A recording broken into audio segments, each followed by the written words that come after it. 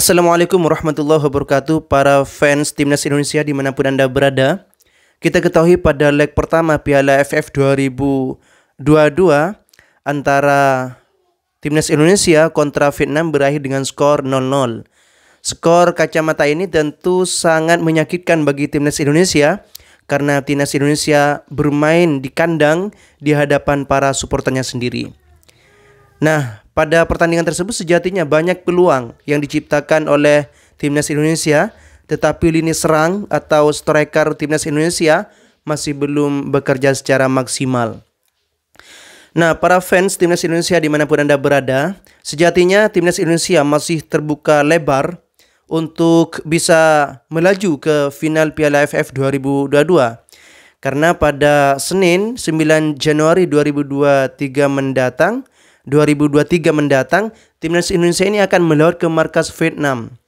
Nah, ada dua skenario agar Timnas Indonesia bisa melaju ke final Piala AFF 2022. Dan dua skenario ini sangat menentukan terhadap nasib Timnas Indonesia selanjutnya. Yang pertama, wajib menang. Nah, kemenangan dengan skor berapapun kontra Vietnam ini akan membawa Indonesia lolos ke final Piala AFF 2022.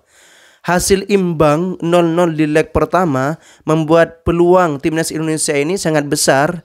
Cukup 1-0 atau 2-1 atau 3-2 atau 4-3 dan seterusnya.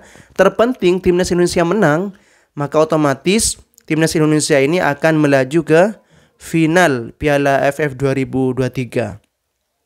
Demikian juga dengan Vietnam. Vietnam berapapun menangnya atas Timnas Indonesia 1-0, 2-1, 3-2, 4-3, 5-4 dan seterusnya, maka Vietnam dipastikan akan lolos ke final Piala AFF 2022. Itu skenario yang pertama. Skenario yang kedua, harus imbang tetapi dengan mencetak gol. Skenario yang kedua ini cukup berat tetapi sangat memungkinkan. Saya bilang berat karena lini serang Timnas Indonesia dalam pertandingan dua terakhir ini cukup kurang begitu tajam.